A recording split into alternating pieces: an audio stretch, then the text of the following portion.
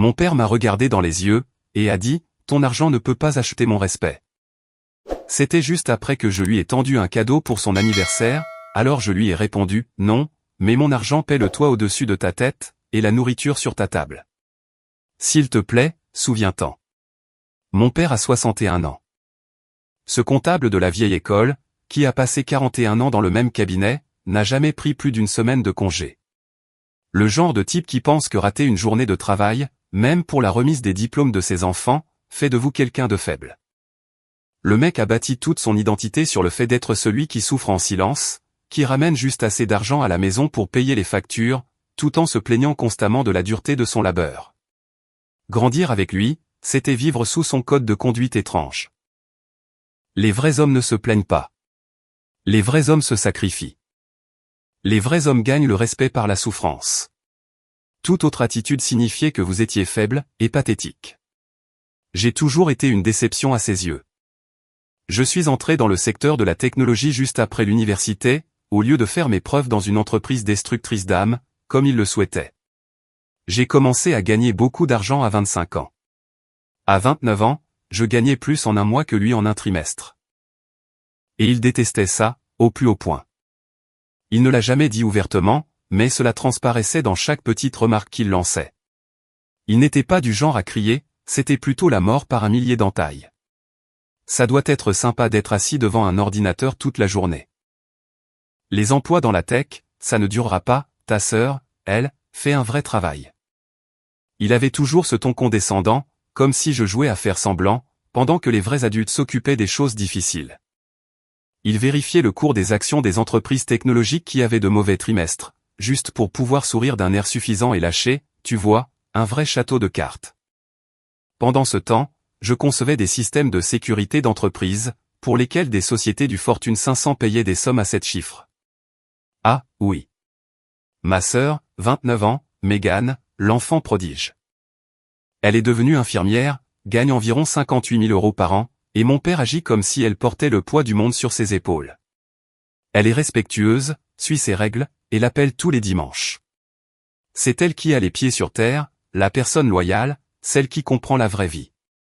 Ce qui est hilarant, c'est que c'est moi qui ai financé ses études d'infirmière, et remboursé ses prêts étudiants après l'obtention de son diplôme. Mon père ne l'a jamais su, car je lui avais fait promettre de ne rien lui dire. Elle était reconnaissante, mais ne comprenait pas pourquoi je voulais garder le secret. Je savais simplement comment il réagirait. Il aurait transformé ça en une histoire où je frimais, alors qu'elle essayait de réussir par elle-même. En parallèle, je suis devenu le filet de sécurité de la famille. Il y a 3 ans, ils ont traversé une mauvaise passe temporaire avec leur prêt immobilier. Je suis intervenu, j'ai ouvert un compte, et j'ai commencé à régler les mensualités. Cet arrangement, censé être temporaire, est mystérieusement devenu permanent. Ils ont cessé de me dire merci, considérant simplement que c'était un dû. J'ai tout gardé à mon nom, en conservant le contrôle total. J'avais constitué une réserve d'environ 52 000 €, au cas où. Je ne suis pas idiot. J'ai ouvert un compte chèque séparé, spécifiquement pour leur crédit. Des virements automatiques partaient de mon compte principal, le 25 de chaque mois. Exactement 2212,47 € pour le capital, les intérêts, et les provisions. J'avais même un tableau pour suivre chaque paiement, les changements de taux, et le solde restant. Leur taux fixe sur 30 ans était à 4,125%. Rien d'extraordinaire, mais c'était pour le principe. J'aurais pu tout rembourser d'un coup, mais quelque chose me disait de conserver ce moyen de pression. Ce qu'ils ignoraient, et ce qu'ils n'ont jamais pris la peine de demander, c'était ce que je ressentais vraiment à l'idée de financer leur train de vie. Ils supposaient que je le faisais parce que j'avais de l'argent facile à jeter par les fenêtres. La vérité, c'est que j'essayais d'acheter quelque chose que l'argent ne pouvait m'offrir, leur véritable respect. Alors, quand la fête des pères est arrivée cette année, je me suis dit que peut-être, juste peut-être, nous pourrions atteindre un tournant. J'ai décidé d'organiser un grand barbecue pour l'occasion, chez moi. Non pas parce que j'avais soudainement envie de célébrer ce type, mais parce que j'avais besoin de voir les choses par moi-même. Un dernier test. J'ai loué une tente, engagé un barman, tout fait préparer par un traiteur avec ses plats préférés, j'ai dépensé près de 2500 € pour la nourriture, et installé un salon.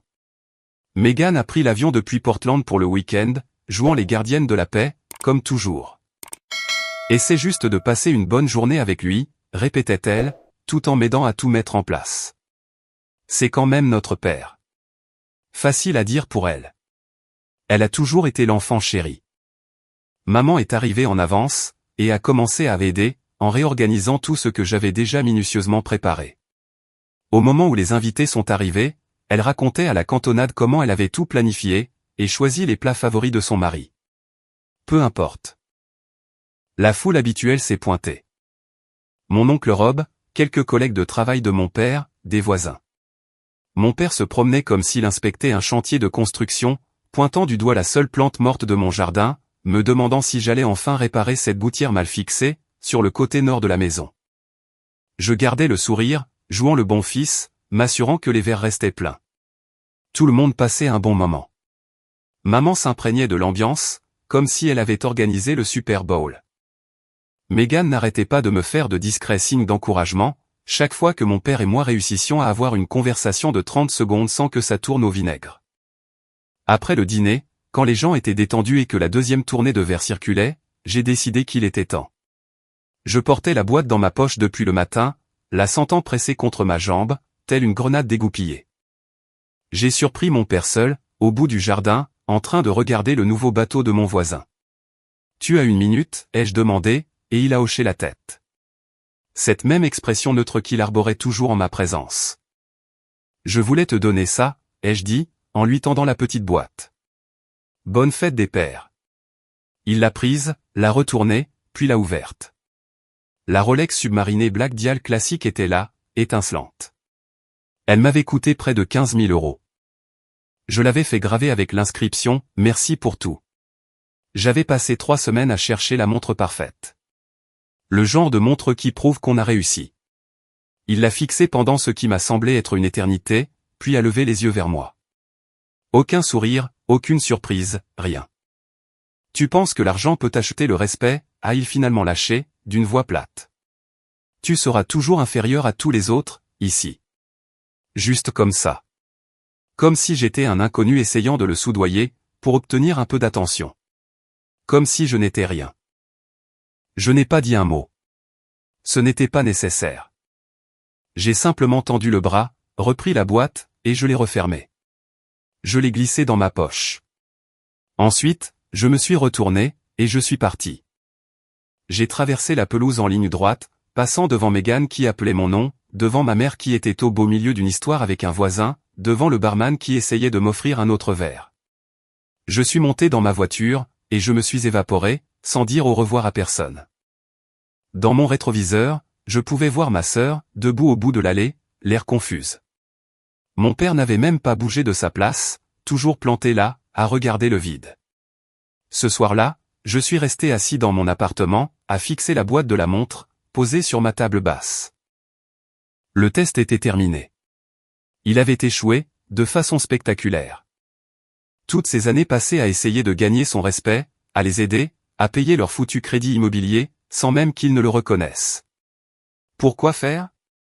Pour qu'ils puissent me regarder dans les yeux, et me dire que je serai toujours moins bien que n'importe qui d'autre.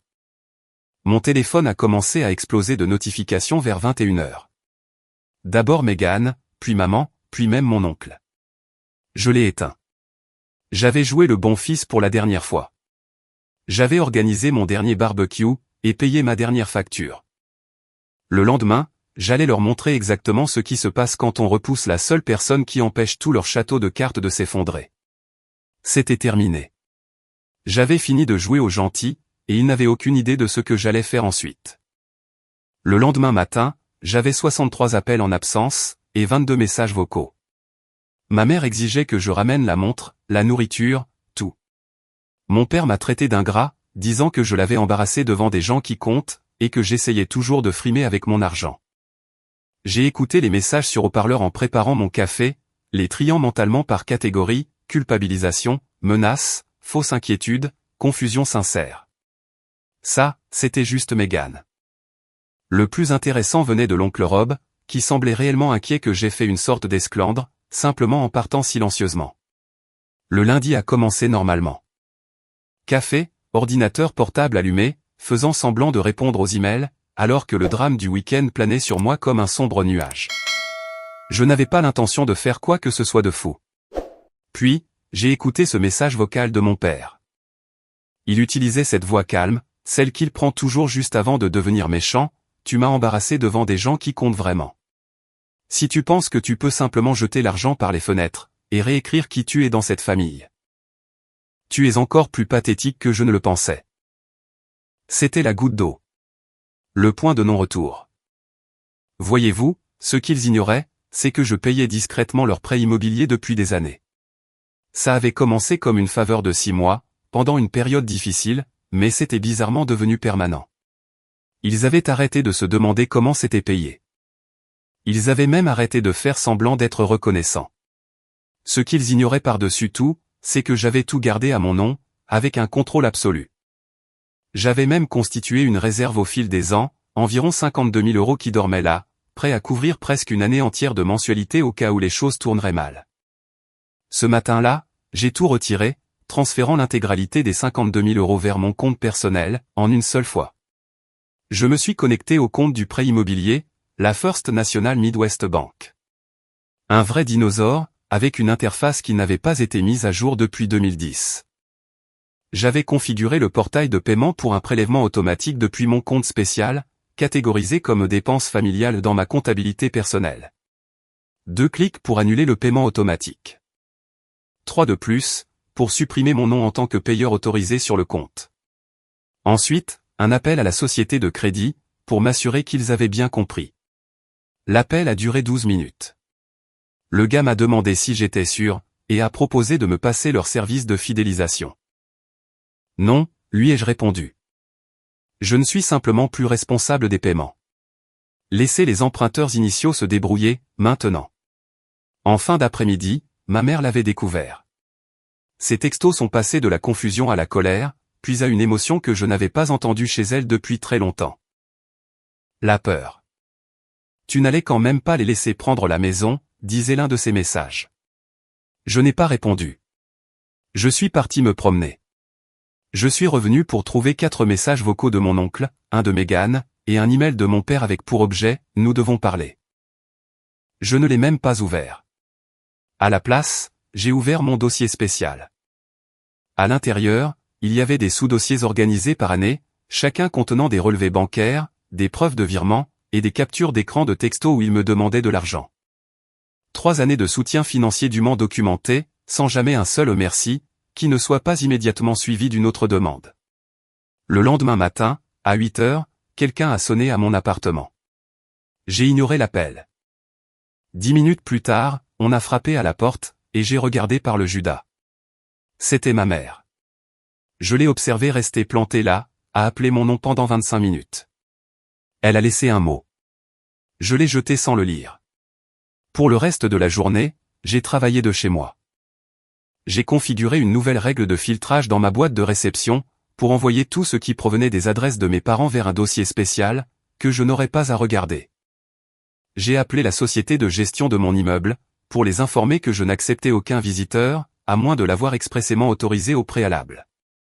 Ce soir-là, on a de nouveau frappé, 2 petits coups secs. J'ai pensé que c'était peut-être encore ma mère, ou alors Megan.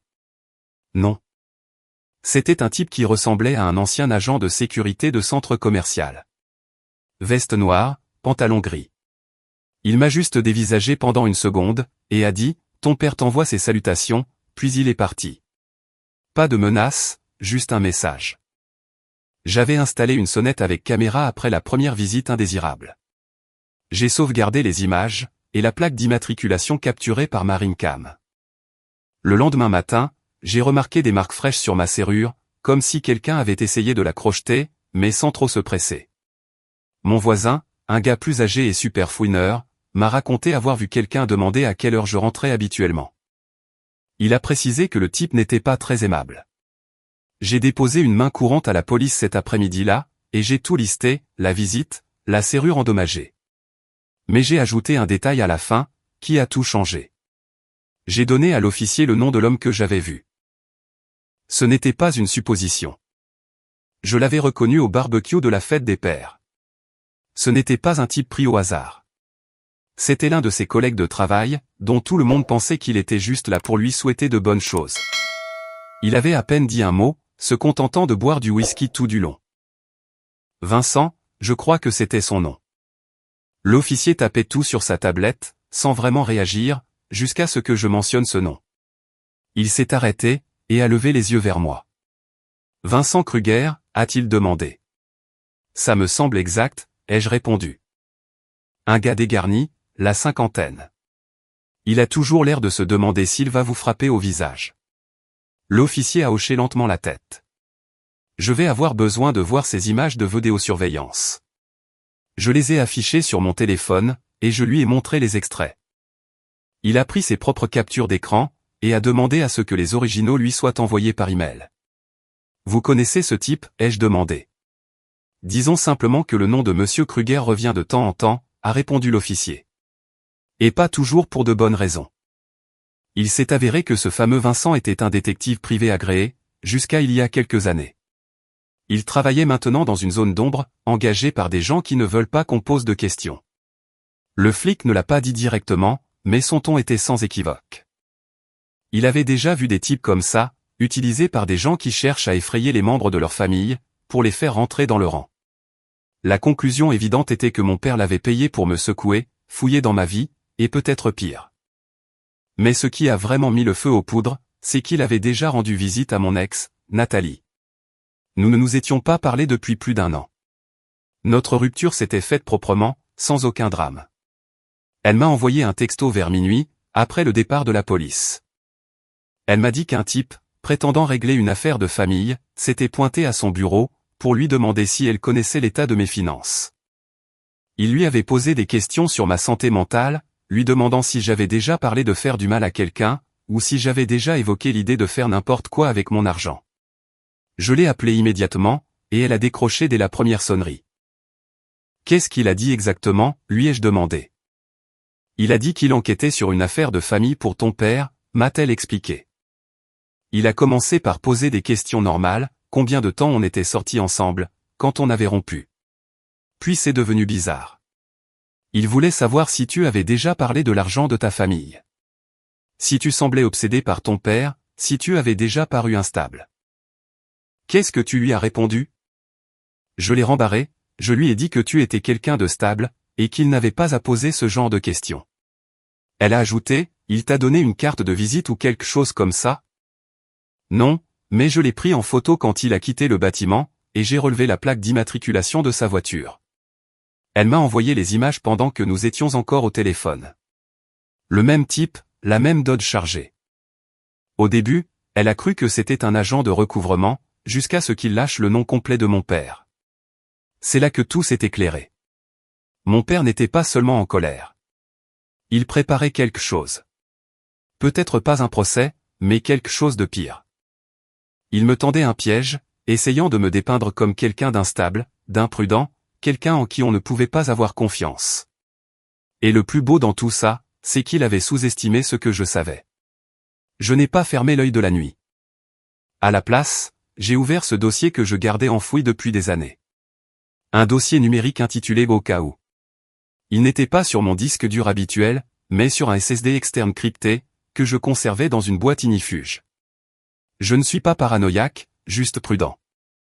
Quand on travaille dans la sécurité d'entreprise, on apprend à garder des sauvegardes de tout ce qui est important. Le dossier contenait des captures d'écran, des emails, des documents financiers. Des tas de choses que j'avais sauvegardées, au cas où il tenterait un jour un coup pareil. Non pas parce que j'avais l'intention de les utiliser, mais parce que je savais qu'un jour, je pourrais en avoir besoin. Comme des échanges de mails entre mon père et Marcus, son partenaire en affaires, qui manigançait des déductions fiscales douteuses. Ou encore, des scans de chèques que ma mère avait déposés sur son compte personnel, provenant de fonds qui n'étaient pas censés être à son nom. Des choses suffisamment louches pour qu'ils soient audités, mis sur liste noire, ou pire encore. J'avais des copies de mails datant de 2018, où mon père et Marcus discutaient de la manière de catégoriser des dépenses personnelles, en déduction professionnelle. Des vacances en famille à Scottsdale, déclarées comme une retraite de développement professionnel. Des rénovations de cuisine, répertoriées comme des améliorations de bureau à domicile. Des petites choses prises individuellement, mais qui, mises bout à bout, révélait un schéma de fraude fiscale systématique. Et puis, il y avait le fonds en fiducie de mon grand-père. Mon grand-père nous avait laissé un fonds substantiel, à Mégane et à moi. La clause était très claire. Il devait être divisé à parts égales, soit 50-50e, à nos 30 ans, à moins que l'un de nous ne soit déclaré inapte à gérer ses fonds. Le trust contenait 850 000 euros, répartis équitablement entre nous, et bloqués jusqu'à nos 30 ans, à l'exception des frais de scolarité, des urgences médicales, ou de l'achat d'un premier logement. Ce que personne ne savait, pas même Mégane, c'est qu'après la mort de notre grand-père, j'avais été nommé fiduciaire temporaire. Un pouvoir provisoire, qui devait finalement être transféré à un tiers. Il était censé y avoir une passation officielle au service fiduciaire de la banque, 6 mois après le décès, mais personne n'a jamais rempli la paperasse. Personne n'a jamais fait le changement. J'étais toujours en charge. Je n'y avais jamais touché, je n'en avais pas besoin. Mais quand j'ai commencé à éplucher les relevés, j'ai remarqué que quelque chose clochait. La moitié de Mégane aurait dû être intacte, simplement en train de fructifier. Ce n'était pas le cas. Près de 145 000 euros avaient été déplacés sur une période de 3 ans. Pas directement, mais déguisés en frais administratifs. Des factures provenant d'entreprises qui n'existaient pas. Et même des dons à des associations caritatives, dont les sites web étaient curieusement vides. Le travail était extrêmement bâclé. Il m'a fallu environ 2 heures pour retracer exactement où l'argent était allé. Absolument toutes les pistes menaient à mes parents. Ils avaient siphonné l'héritage de Mégane, pour soutenir leur train de vie, remboursement de crédit, changement de voiture, et même un projet raté de rénovation immobilière qui avait fait faillite en 2021. Les historiques de transactions racontaient toute l'histoire. Des transferts vers une société écran, appelée Summit Educational Initiative, sous couvert d'une aide aux frais de scolarité. 22 500 euros en 2019, 27 800 en 2020, 31 000 en 2021 et 2022. Sauf que Summit Educational Initiative n'était pas une vraie entreprise. L'adresse indiquée était une simple boîte postale UPS, et son numéro d'identification fiscale était enregistré, surprise, à l'adresse personnelle de Marcus. De là, l'argent passait vers une autre entité, Family Capital Management, dont le seul signataire s'avérait être mon père. Et depuis ce compte, l'argent allait directement sur leur compte chèque personnel, pour payer leur carte de crédit.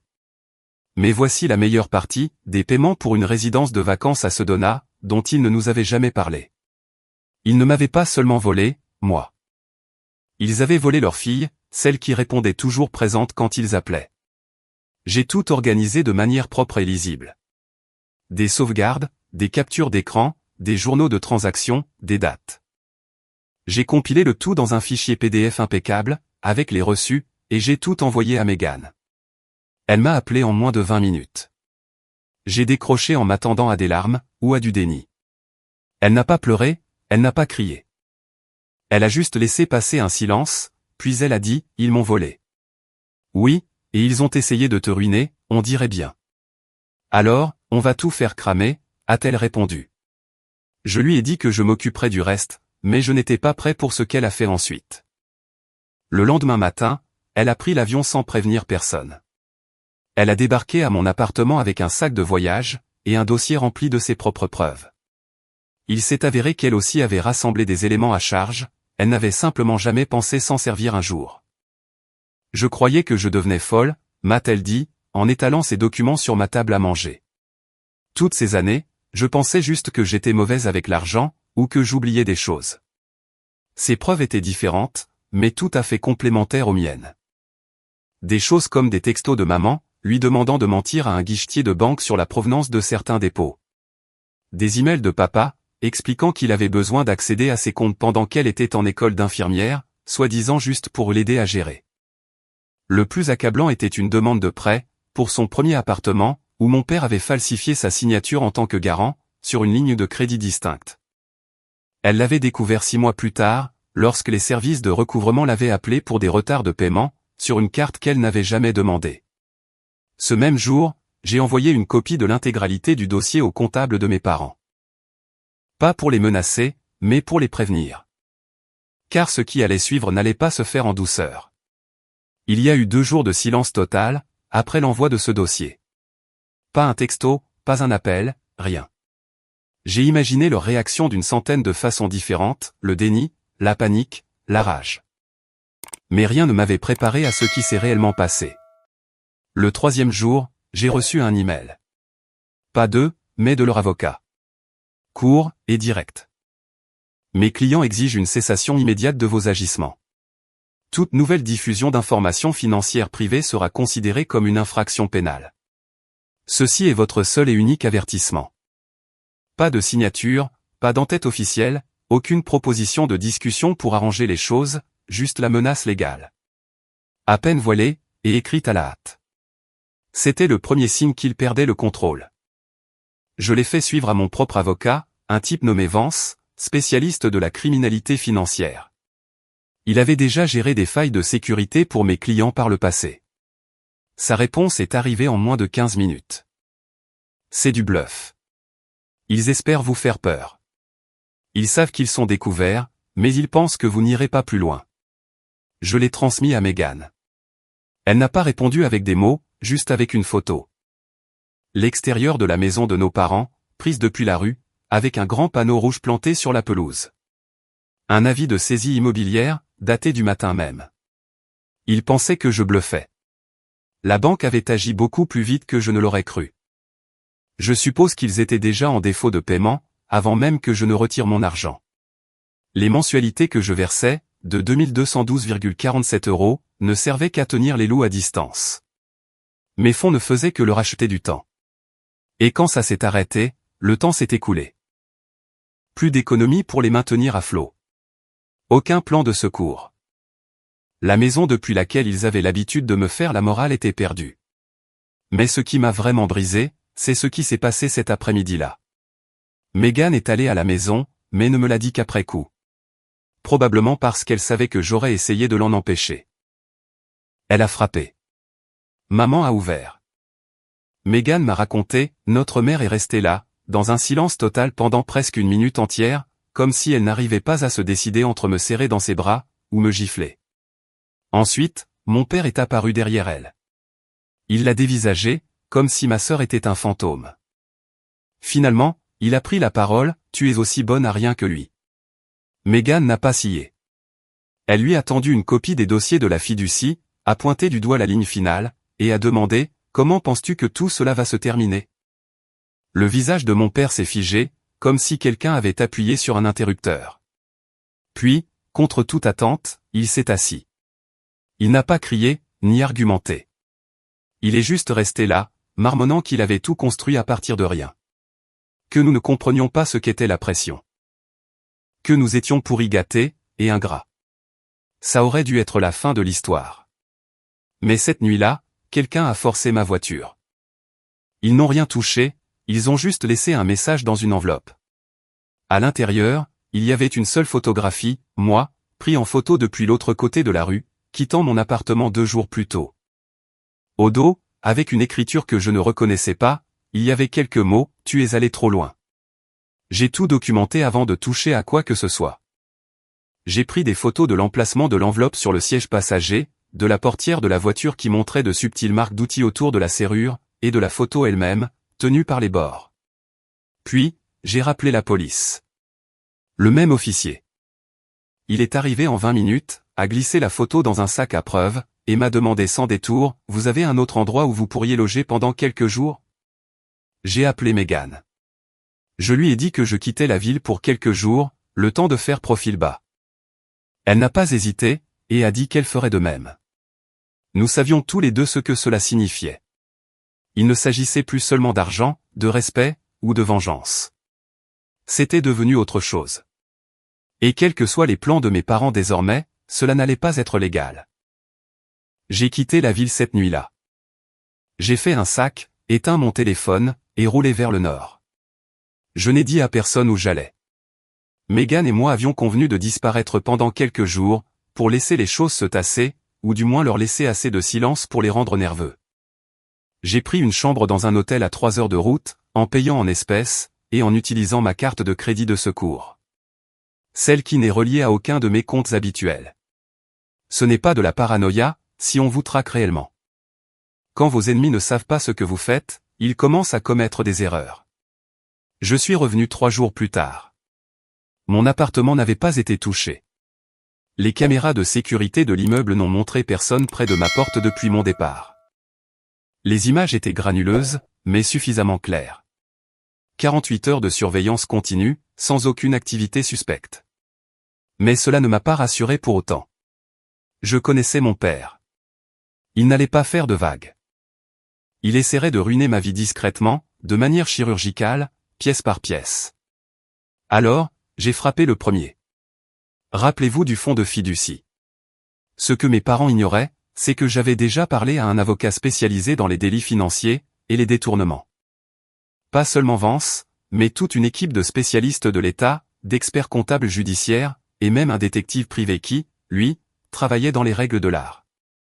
Meghan et moi avons tout signé ensemble, lors d'une réunion de 3 heures dans la salle de conférence du cabinet d'avocats. Nous avons donné un accès total à nos comptes, signé des déclarations sous serment concernant nos connaissances sur le fonds, et accordé une procuration pour des actions en justice spécifiques.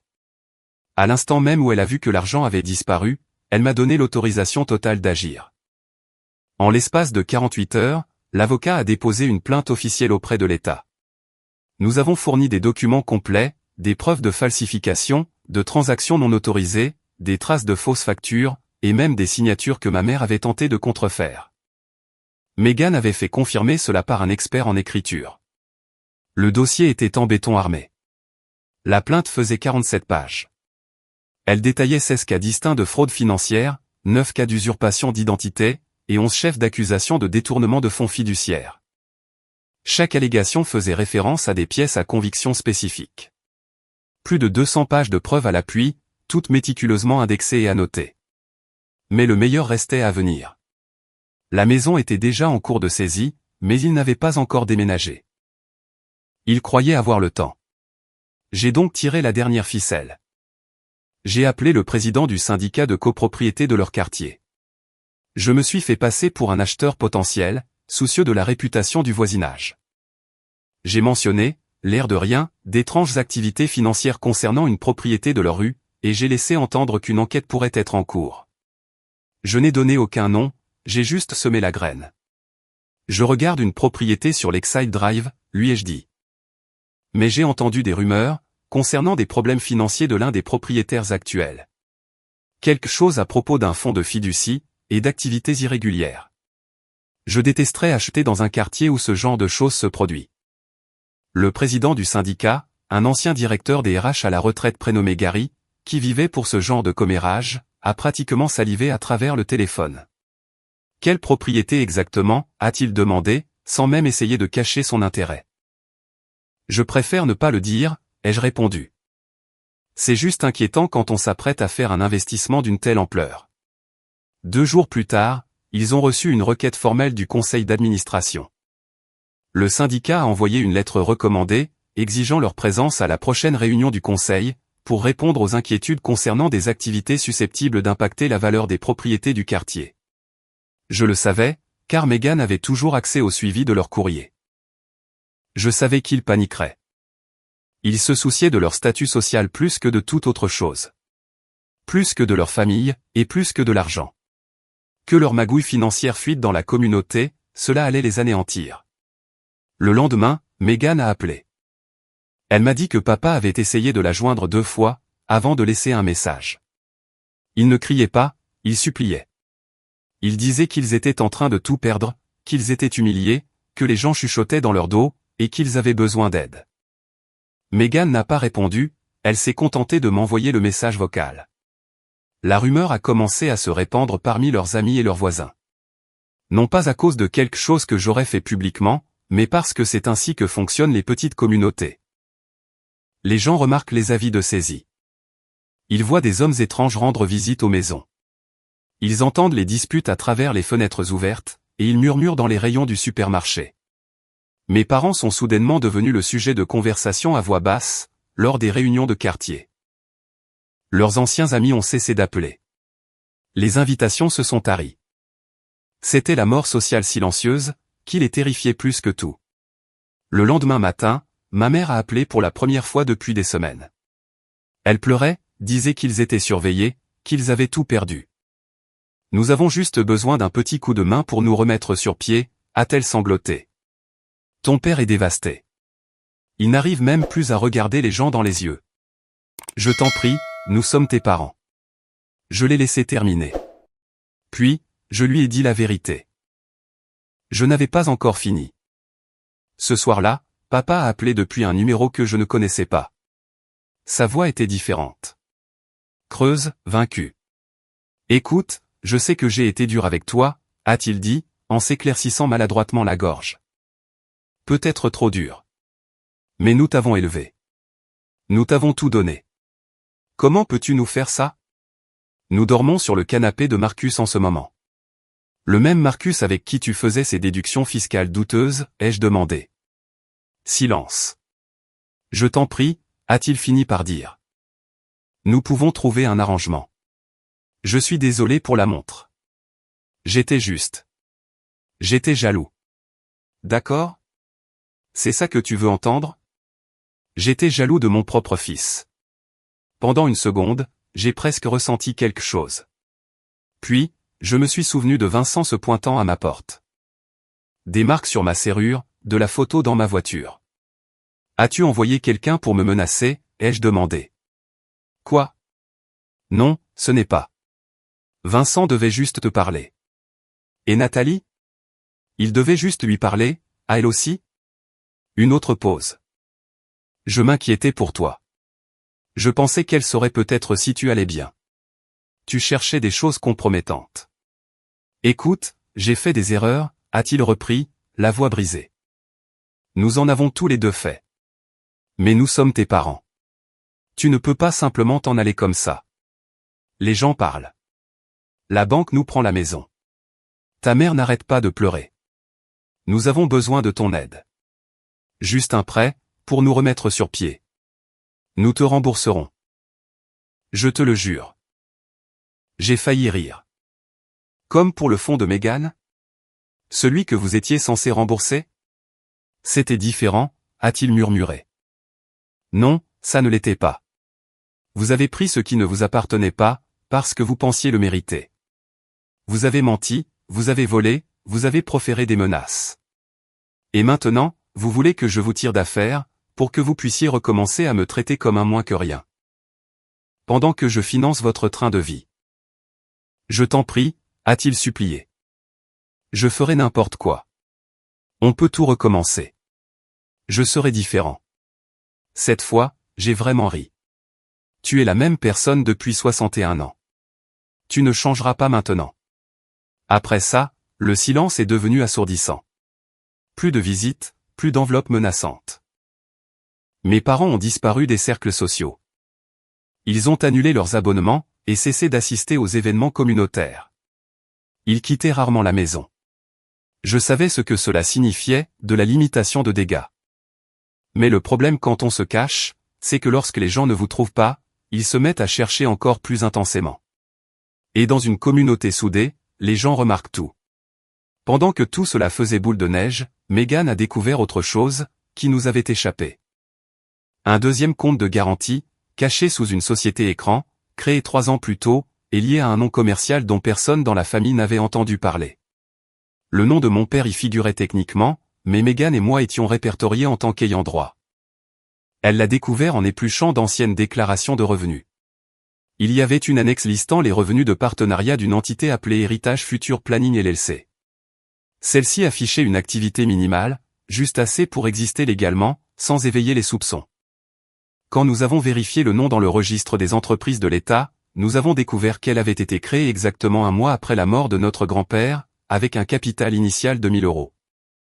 L'agent enregistré était un service de création d'entreprise basé dans le Wyoming, réputé pour sa protection de la vie privée, mais l'adresse postale pour la correspondance correspondait à une boîte postale que mon père gardait depuis des années. Notre avocat nous a expliqué ce que ayant droit signifiait réellement. Il s'est avéré que ce deuxième compte était sa cachette secrète. Il retirait de l'argent de la fiducie, le faisait transiter par une société écran, et le planquait là-dedans, comme dans un bunker. Il y avait encore 92 000 € sur ce compte. Nous l'avons gelé. Notre avocat a déposé une requête d'urgence pour geler tous les actifs associés à cette société, citant l'enquête en cours pour fraude fiduciaire. Le juge l'a accordé en quelques heures. La banque a bloqué le compte le jour même, verrouillant le moindre centime. Cette nuit-là, Meghan m'a envoyé un texto. Il faut que tu entendes ça. Elle m'a transféré un message vocal, provenant d'un téléphone jetable. C'était papa. Il avait l'air bizarre, sa voix était pâteuse, comme s'il avait bu. Il a divagué sur ses erreurs, sur le fait que nous ne comprenions pas ce qu'il essayait de protéger. Puis, il a dit quelque chose qui m'a tordu l'estomac, je sais que tu penses que vous gagnez. Mais je ne suis pas le seul à savoir des choses. Cette phrase m'est restée en tête. Je l'ai réécoutée 10 fois. Il y avait quelque chose dans sa voix qui n'était pas seulement de la défaite. C'était de la peur. Le lendemain matin, une femme prénommée Rachel s'est présentée à mon bureau. La quarantaine, une voix perçante, et des lunettes trop grandes pour son visage. Elle m'a dit avoir travaillé avec mon père, des années auparavant. Elle affirmait avoir quelque chose que je devais voir. Je ne l'ai pas laissé entrer. Nous sommes allés dans un café, au bout de la rue. J'ai choisi une table dans un coin, le dos au mur. Une vue dégagée sur les sorties. De vieilles habitudes. Elle a fait glisser une clé USB sur la table. Il a fait des copies de tout, a-t-elle dit. Des documents bancaires. Les comptes de votre mère, et autre chose. Quoi donc? Elle a regardé autour d'elle, et a chuchoté, des polices d'assurance. De vieilles polices. Le genre qui paie quand quelqu'un disparaît. Je suis parti sans finir mon café. Arrivé chez moi, j'ai ouvert les fichiers. Des copies numérisées de polices d'assurance datant du début des années 2000. L'une portait mon nom, une autre celui de Meghan. Les bénéficiaires étaient mon père et ma mère. Et dans la section des notes de l'un des documents, quelqu'un avait écrit à la main, intraçable si à l'étranger. Les polices étaient colossales. 750 000 € sur ma tête, et 500 000 sur celle de Meghan. Toutes deux via une compagnie dont je n'avais jamais entendu parler, basée aux îles Caïmans. Toutes deux comportaient des clauses de double indemnisation, en cas de décès accidentel ou de disparition. Et toutes deux contenaient des déclarations explicites, renonçant aux exigences d'enquêtes approfondies, se contentant des simples rapports de la police locale. Le sang s'est retiré de mon visage. Il ne s'agissait plus seulement d'avidité. Ce n'était plus de l'humiliation, de la vengeance, ou le vol d'un héritage. C'était beaucoup plus sombre. Ils avaient des plans. Des plans de secours. Et là, je me suis souvenu d'un voyage qu'ils avaient fait en 2019, au Costa Rica. C'était censé être des vacances. Ils étaient restés 3 semaines de plus. Aucune explication, juste le silence. À l'époque, je pensais qu'ils essayaient de sauver leur mariage. Maintenant, je n'en étais plus si sûr. J'ai fouillé dans mes emails archivés, à la recherche de quoi que ce soit concernant ce voyage. J'ai trouvé une conversation où maman mentionnait avoir rencontré des conseillers financiers sur place. Elle avait parlé d'opportunités de planification successorale internationale. Cela sonnait faux, comme si elle répétait bêtement un discours qu'on lui avait dicté ce soir-là. J'ai appelé Meghan. Nous n'avons jamais été qu'une simple assurance. Je lui ai dit, nous étions leur porte de sortie. Elle n'a pas cherché à contredire. Elle savait qu'il n'avait jamais eu l'intention de nous donner quoi que ce soit, il prévoyait simplement de s'enfuir. Je n'ai pas pu dormir après ça. Je n'arrêtais pas de repenser à cette police d'assurance. Au Costa Rica. À ce commentaire étrange dans le message vocal, je ne suis pas le seul à savoir des choses. Mon esprit s'est égaré vers des pensées très sombres. Avait-il un jour sérieusement envisagé de passer à l'acte, d'encaisser l'argent, de faire semblant, et de tout recommencer? Je ne voulais pas y croire, mais à ce stade, je ne leur aurais même pas fait confiance pour arroser une plante. Alors, pour ce qui est d'accorder plus de valeur à une vie humaine qu'à un gros chèque. J'ai de nouveau rencontré notre avocat le lendemain matin. Je lui ai remis la clé USB, et nous avons passé en revue les documents d'assurance. Vance les a examinés attentivement, prenant quelques notes de temps en temps, son expression s'assombrissant à chaque page. Celles-ci sont techniquement légales, a-t-il finalement lâché. Mais elles sont structurées d'une manière qui soulève de sérieuses inquiétudes. L'arrangement des bénéficiaires, combiné à ces clauses spécifiques. Il a secoué la tête. Nous devons faire geler tout ça, immédiatement. Il a lancé la procédure pour geler légalement toutes les polices. Il a déposé des requêtes d'urgence auprès des tribunaux dans 3 juridictions différentes, a fait appel à des confrères spécialisés dans le droit international des assurances, et a organisé une conférence téléphonique avec les autorités de régulation. Il a également soulevé un point inattendu. Le vol de la fiducie, combiné à la fraude potentielle et au harcèlement, était amplement suffisant pour justifier des poursuites pénales complètes. Nous avons assez de preuves pour engager des poursuites pour fraude criminelle, a-t-il expliqué, en organisant les documents en pile bien nette. Fraude électronique, usurpation d'identité, détournement de fonds fiduciaires. Ce ne sont pas des infractions mineures. Ils risquent des peines pour crimes graves. Nous n'avons pas porté plainte. Pas encore. Nous leur avons donné un ultimatum. Il n'était plus question d'argent. Meghan et moi n'en avions pas besoin. Nous voulions une rupture nette. Pas de maison, pas d'excuses, pas de vagues appels de Noël pour demander de l'aide. Juste une fin légale, documentée, et irréversible. Les conditions étaient simples. Renoncer à tout accès aux 2 comptes fiduciaires. Fournir une déclaration sous serment, admettant les malversations financières. Quitter l'État, pour de bon. Pas d'appel, pas de mais, pas de menaces. Nous avons rédigé les documents. 17 pages de documents juridiques, détaillant exactement ce qu'ils avaient fait, et ce qu'ils devaient faire en retour, une renonciation exhaustive à toute réclamation sur les fiducies, des aveux notariés des transferts frauduleux, un accord de non-contact contraignant. Assorti de dommages-intérêts forfaitaires de 50 000 € par infraction. Nous leur avons donné 7 jours. Le 4e jour, mon téléphone a sonné. C'était de nouveau mon père. Cette fois, sa voix était encore différente. Désespéré, totalement brisé. Nous n'avons plus rien, a-t-il dit. Nous logeons chez la sœur de ta mère. Personne ne veut nous parler. Le syndicat de copropriété propage des rumeurs. Nous sommes finis. Je n'ai rien répondu. Je t'en supplie, a-t-il imploré. Laisse-nous juste garder un peu d'argent. Nous sommes tes parents. Non, ai-je rétorqué. Des parents ne font pas ce que vous avez fait. Signez les papiers d'ici demain, et partez. Je ne veux plus jamais vous voir, ni entendre parler de l'un ou l'autre. Il y a eu un blanc. Puis, les sanglots de ma mère. Elle avait écouté depuis le début. Tu nous tues, s'est-elle écriée. Après tout ce que nous avons fait pour toi. J'ai raccroché. Le lendemain, ils ont tout signé, vaincus. Les 17 pages ont été notariées, et paraphées devant l'assistante juridique de Vance, qui avait fait le déplacement pour les rencontrer. Ils ont cédé leurs droits restants sur la fiducie, reconnu la fraude, et accepté l'ordonnance de non-contact. Le dernier document était une déclaration sous serment confirmant qu'ils quitteraient l'État dans les 30 jours, et n'y reviendraient plus. En échange, nous n'avons pas porté d'accusation au pénal, n'avons pas réclamé de sanctions civiles supplémentaires, et ne les avons pas exposés devant les quelques amis qui leur restaient. Nous avons simplement coupé les ponts, de façon radicale. Je n'ai plus eu de leurs nouvelles depuis. Aux dernières nouvelles, ils ont bien quitté l'État. Le syndicat de copropriété leur a infligé une amende, pour perturbation du voisinage. Leurs noms n'apparaissent plus sur aucun document de garantie. Leur comptable les a laissés tomber. L'enquêteur de Vance a confirmé qu'ils avaient déménagé en Arizona, dans une petite ville en périphérie de Phoenix, où l'immobilier était bon marché. Ils vivent dans un appartement en location, et conduisent une voiture vieille de 10 ans, au lieu du précieux SUV de papa. Ils font des petits boulots à mi-temps, et gardent un profil bas.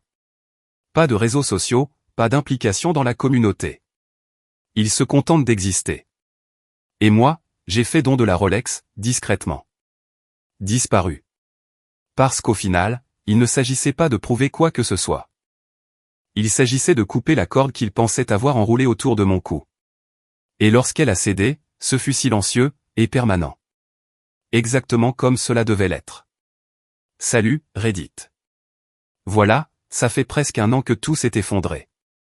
Je n'avais pas l'intention de faire de mise à jour, mais certains événements récents m'ont fait réaliser qu'il était temps. D'abord, j'ai reçu une lettre. Une vraie lettre manuscrite, dans une enveloppe sans adresse d'expédition, avec un cachet de la poste de l'Idaho. J'ai reconnu l'écriture. C'était celle de ma mère. Seulement 2 pages. La première moitié était le discours habituel de culpabilisation, expliquant qu'il n'avait fait que ce qu'il pensait être nécessaire. Qu'il n'avait jamais cessé de nous aimer, même lorsque nous étions devenus des étrangers. Je n'ai même pas fini de la lire. Mais la deuxième page était différente. Elle disait, « Ton père ne t'a pas dit ce qu'il a fait avec le reste. » Cette phrase m'a obsédé. Quel reste, me suis-je demandé. Qu'est-ce que ça peut bien vouloir dire? J'ai fait quelques recherches, et j'ai recontacté notre avocat. Il s'avère qu'il existe un troisième compte offshore. Pas directement à son nom, mais lié à la même société écran utilisée pour le siphonnage du fonds fiduciaire. Il n'y a plus d'argent dessus, mais il a bel et bien existé. Vance a pu remonter sa trace grâce à des relevés bancaires. C'était un compte aux îles Caïmans, ouvert en 2017. Il a été approvisionné par 6 virements, totalisant environ 178 000 €, et provenant de la société écran.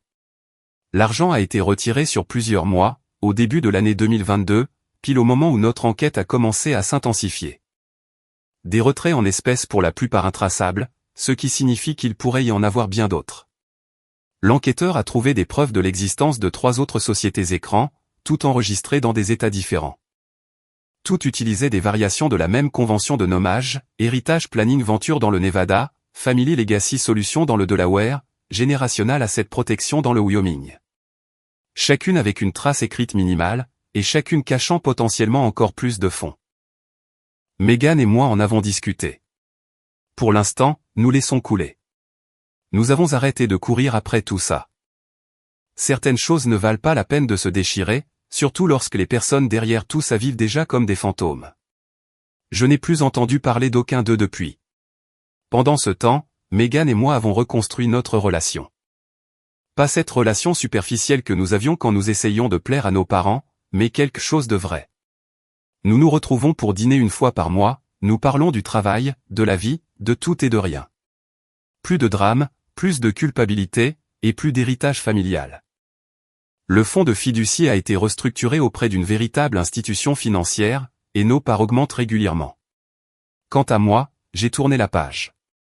Nouvel appartement, nouveau système de sécurité, et une toute nouvelle perspective sur la vie.